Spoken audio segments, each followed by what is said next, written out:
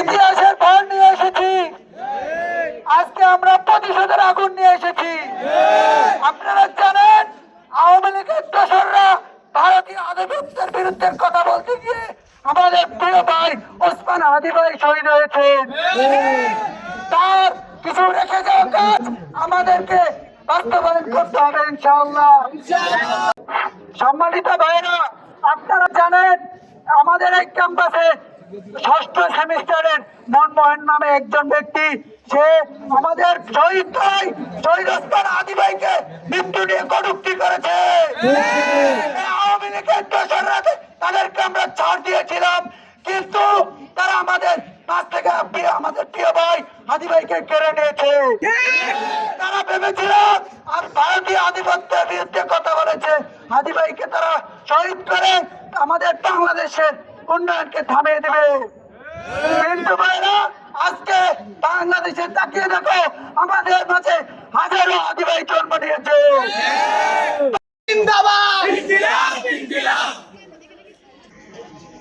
আমাদের অনেকের ফেসবুকের সুবাদে, সামাজিক যোগাযোগ মাধ্যমের সুবাদে আমরা হাদি ভাইয়ের যে বিষয়টি, এই বিষয়টি সবাই জানি তো।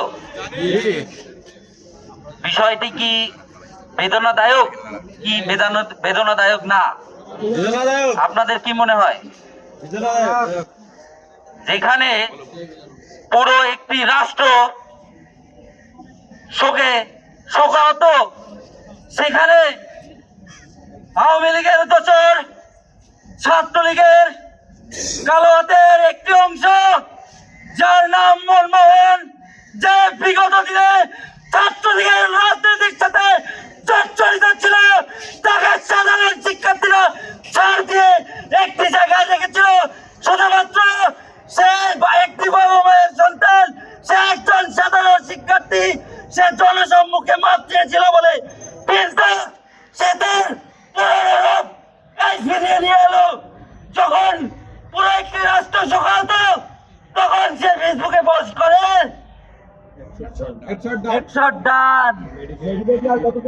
মেডিকেট দিয়ে আর কতদিন। এই কথাটি আমাকে বলতে হলো না, কথাটি আপনারা বলে দিলেন। আমার হাদি ভাই বলতো, বলবীর বল উন্নত মমচির, এই কথার তাহলে কি রইল? আজ হাদি নেই, কাল আপনি থাকবেন না, আমি থাকবো না। বাংলাদেশের সার্বভৌমত্ব রক্ষায় যেখানে হাদির মতো হাজার হাজার ছাত্র জনতা এখন হাদি হয়ে গড়ে উঠেছে, সেখানে মনমোহনের মতো দোসরেরা কিভাবে কিভাবে কিভাবে বলে হেডশট ডান? আপনি বলেন তো, তার এই কটূক্তি কতটি যুক্তি? এখন পর্যন্ত আমাদের ক্যাম্পাসের শিক্ষার্থীরা যে তার প্রতি উদারত আহ্বান রেখেছে, আমি মনে করি কি এটা উদারতার পরিচয় দিয়েছে। যে তার বিরুদ্ধে এখন পর্যন্ত তারা শুধুমাত্র বহিষ্কার চেয়েছে, তার বাসায় যায়নি, জ্বালাও পোড়াও করেনি, কোনো কিচ্ছু করেনি। বারবার একটি স্লোগান শুনছি, ছোট ভাই অয়ন আজকে স্লোগান দিয়েছি তো রক্ত, আরো দেব রক্ত। আমি মনে করি এই স্লোগানটি দেওয়া উচিত নয়। কেন উচিত নয়? আর কত রক্তের বিনিময়ে আমরা বাংলাদেশকে স্বাধীন করব? কি রক্ত দেওয়ার সময় আছে? এখনো কি রক্ত দেওয়ার সময় আছে ভাইরা আমার? জুলাই গণ অভ্যুত্থানের পরবর্তী সময়ে যদি আমাদেরকে এখনো রক্ত দিয়ে সবকিছু অর্জন করতে হয়, তাহলে জুলাইয়ের কি প্রয়োজন ছিল? জুলাইয়ের প্রয়োজন ছিল না। হাজারো রক্তের বিনিময়ে জুলাই পেয়েছি, আর কোনো রক্ত চাই না, আর কোনো রক্ত চাই না, আর কোনো মায়ের কোল খালি হতে চাই না, আর কোনো হাদি যেন মারা না যায়। আমরা হাদি হয়ে সবার মাঝে বাঁচতে চাই, আমরা হাদি হয়ে সবার মাঝে বাঁচতে চাই। এই বলে আমি আমার সংক্ষিপ্ত বক্তব্য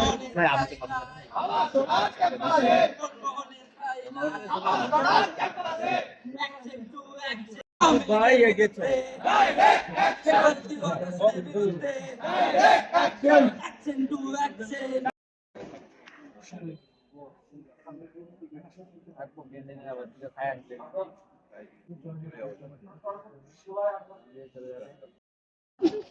আমার আমার প্রিয় ছাত্রছাত্রীবৃন্দ, আজকে আসলে এই বিষয়ে আমরা আসলে একত্র হয়েছি, আসলে এটা খুবই আমাদেরকে মর্মাহত করেছে। আসলে একজন আমাদের যেকোনো ছাত্রের পক্ষে এই ধরনের অভিব্যক্তি করা মোটেই কোনো কর্মেই কিন্তু উচিত হয়নি। কাজেই আমি মনে করি যে শহীদ আন্দোলন সম্মুখ সারির যোদ্ধা শহীদ শরীফ ওসমান হাদি ভাইয়ের শাহাদতকে কেন্দ্র করে কটাক্ষ বিদ্রোহ উল্লাস প্রদর্শন এবং ক্যাম্পাসে নিষিদ্ধ রাজনৈতিক সংগঠনের শৈশব অভিযোগে একজন শিক্ষার্থীর বিরুদ্ধে যে শাস্তিমূলক ব্যবস্থা আমার ছাত্র ছাত্রীরা নিতে আমার বলেছে, আমি যথাযথ আমার থেকে সর্বোচ্চ পর্যায়ে প্রশাসনের পক্ষ থেকে কথা দিচ্ছি তোমাদের সঙ্গে তার বিরুদ্ধে আমরা শাস্তিমূলক ব্যবস্থা গ্রহণ করবো ইনশাআল্লাহ। আসলে আমাদের এমন ধরনের শাস্তি বা দৃষ্টান্তমূলক ব্যবস্থা গ্রহণ করতে চাই যে ভবিষ্যতে আমাদের ছাত্র ছাত্রীর মধ্যে যাতে এই ধরনের কটাক্ষ করার কোনো সাহস না দেখাতে পারে আমাদের। তারপরে আমি তোমাদের অনুরোধ করবো যে আসলে সে তোমার দিনে আসলে কোথায় বাড়ি বাসা আমি জানি না, হয়তো রাস্তাঘাটে কোথাও তাদের দেখা সাক্ষাৎ হয়, তোমাদের কাছে আমার অনুরোধ থাকবে যে তাকে আমরা সরাসরি নিজে আইন হাতে না নিয়ে সরাসরি আমরা পুলিশে সমর্পণ করবো। আমাদের এই প্রতিষ্ঠানকে শান্তশিষ্ট রাখার জন্য আমরা সব ছাত্র ছাত্রী শিক্ষক কর্মচারী যে অক্লান্ত দিন রাত ব্যাপী পরিশ্রম করে যাচ্ছি, এই প্রতিষ্ঠানকে সবার ভালো রাখা কিন্তু আমাদের সকলের দায়িত্ব এবং সকলেরই আমাদের যাতে কোনো ধরনের কোনো অঘটন না হয়। সামনে আমাদের পরীক্ষা চলতেছে, আসলে যদিও আসলে পরীক্ষা দেওয়া আমাদের পড়াশোনা ক্লাস বা সবকিছু বাদ দিয়ে আজকে আমার হাদি ভাইয়ের বিরুদ্ধে যে কটাক্ষ করা হয়েছে আমাদের সময় লস করে তার বিরুদ্ধে আমরা শাসনের ব্যবস্থা গ্রহণের জন্য একত্র হয়েছে। দেখ আমি তারপরে বলতেছি আসলে এই ধরনের কোনো মন্তব্য কিন্তু আমাদের কারোর জন্যই প্রযোজ্য নয় এবং আমি তোমাদের থেকে আসলে আমি দেখছি যে আসলে এটা আমি সারা ধরে চিন্তা করছি, আসলে একটা কথার মধ্যে মনে হয় অনেক কিছু কথা লুকায়িত আছে, মানে এমন একটা মন্তব্য যে এটা পরিধি কিন্তু অনেক বড়, তাই না? কথা ছোট কিন্তু পরিধি কিন্তু অনেক বড়, এই বুঝলে মানে অনেক কিছুই বোঝা যায়।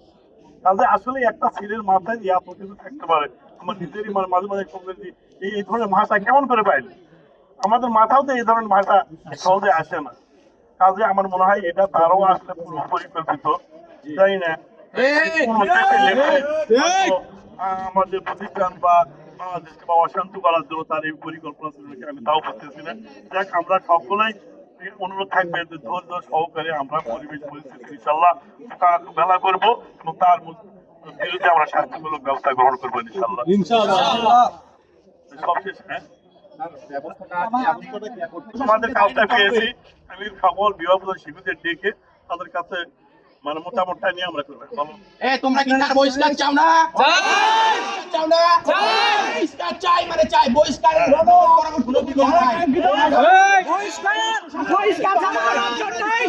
বলে দিতে চাই ওকে একমাত্র পন্থা হচ্ছে বহিষ্কার। যদি প্রশাসন মনে করে যে আমরা ট্রান্সফার দিয়ে আমরা বেঁচে যাব, প্রশাসনের বিরুদ্ধে আমাদের দাঁড়াতে কোনো সময় লাগবে না, একটাই দাবি থেকে বহিষ্কার করতে হবে।